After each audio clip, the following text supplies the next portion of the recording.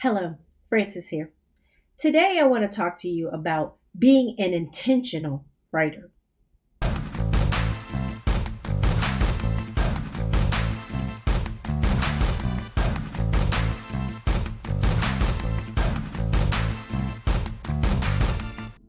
Being an intentional writer, it means that there is a rhythm about why you're writing. There is a purpose behind what you're writing. There is a why for the reason of what you're writing. And as an intentional writer, you are taking away all of the myths and all of the things that would be kind of thrown together in writing, and you're really sitting down and honing in on your ability. If you are interested in poetry, then you're writing your poetry. You're writing the feelings of your heart. You're writing the memorizations of what you've experienced in life. You're walking someone through the beginning of the story to the rise and the fall of what you're saying. And in being an intentional writer, you want to make sure that the heart of what you're saying is being transparent for the reader. Being an intentional writer, it doesn't mean that you are so technical that you're not personable. When you are an intentional writer, you are literally just saying that I am intentionally, or I have an intent, a reason for this content. You are putting your content into written words, and you're saying to your reader, hey, you got this. You've been through hardships in life. You still got this. You feel like you may break. You feel like your heart is going to rip from your chest. You feel the tightness in your throat. You feel the burning going down your esophagus, and the tears are swelling up in your eyes because of the pain of it all. But you got this.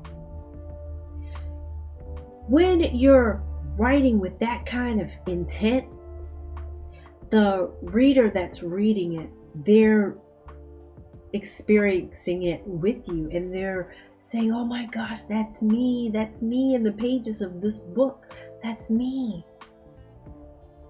And your message has landed in good ground, in rich soil, to now the course of their life is going to search out in your book, what else did this person do to get over the pain? Or even if it's just joy happenings after joy happenings and things happening after, and it's just like the emotional roller coaster of so many good things happening. It's gotta be something bad. But the pages of your book, it gives that reader hope. It gives them inspiration to know that this too shall pass. And even if it's a lot of joy coming, then it's telling them to embrace the joy and to store up their joy well, because when the midnight hour comes and the tears fall and it rolls down your face and onto your pillows, you will still be okay, because you will rise from the ashes as a beautiful, bright, and brilliant rosebud, piercing through the dark into the marvelous light of day, to be okay. And when they're reading it, it's the hope beating in their chest. Oh my gosh, I'm going to make it. I will survive. Or even if it's great things, great things, great things, it's not going to overtake you. You are great. You're in the best place in your life. And this is how you prepare for anything that will come, and you won't lose your joy. Whatever it is that you're writing, make it that purposeful and intentional. So 3 things that helped me with being an intentional writer. And those 3 things, number 1 was be consistent. Be consistent about what you're writing, what you're saying to your reader, what tips and tools and tricks and good things that you're writing to help them get to the next and the next and the next in their life, to be able to see the victory or the success that they're wanting to see, or whatever results that they're wanting to get from your book. And in being consistent in what you're saying, when they're reading it, they're getting the consistency of you can make it, you can achieve, you are great, you are powerful, you're more powerful than you think, you're stronger than you feel, you can do it. When they're seeing that consistently throughout your writing, they're connecting. And as an intentional writer, that was the first thing that I wanted to make sure I did consistently. So the first thing is be consistent with your writing, what you're saying, how you're saying it. Be consistent in how you're doing that. And the second thing was just writing all the time, even when I didn't feel like writing, even when I was tired, even when the day or life happenings come up or situations arise, just keep writing. So the first thing, be consistent with what you're writing and what you're saying. And the second thing is keep writing. Just write. Regardless in how you feel, if you feel like writing or if you don't feel like writing, just write. And the third thing is validation. And the purpose I said validation is because when you get supporting things, your experience, the supporting tools like an article you read or a book that you read, some sort of proof that's going to help your reader. Those were the 3 things that I used with being an intentional writer. And on your writing journey, make sure that you are using your consistency and you're using writing, regardless if you feel like writing or if you're not feeling like writing, to just write and tell your story.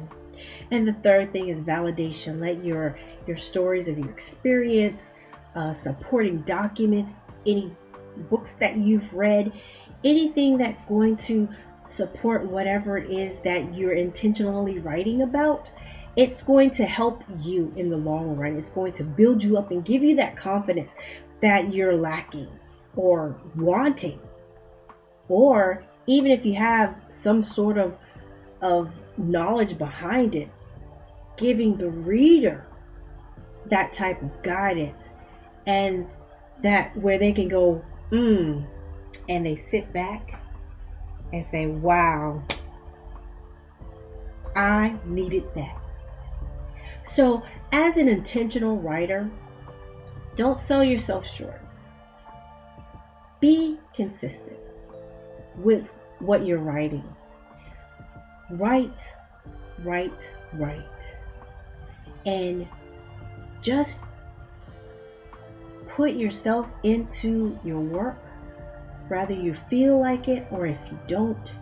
The rewards is when someone pick up your book, they're going to connect with it and say, this book was for me. Even if it touched one soul, it was for that person. Even if it's just for you, it's your message. It's for you.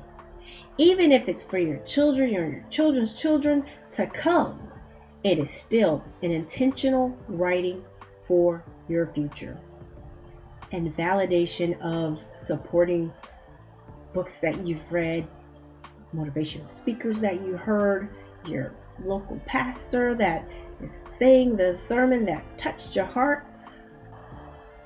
Write intentionally what was successful for you, how you overcame whatever it was that you needed to overcome in your life, and watch how whoever is reading your book, you or your family to come, or that one soul that's out there waiting for your book, when they read the words, they're going to connect and see the intentional writer that you are.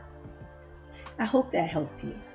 And on your writing journey, enjoy what you're writing and have fun. I tell my students all the time, have fun with what you're writing. And with that, I hope you have a great week. And remember, I believe in you exceedingly and abundantly because I know that you can do it. You are going to be an intentional writer. Goodbye for now.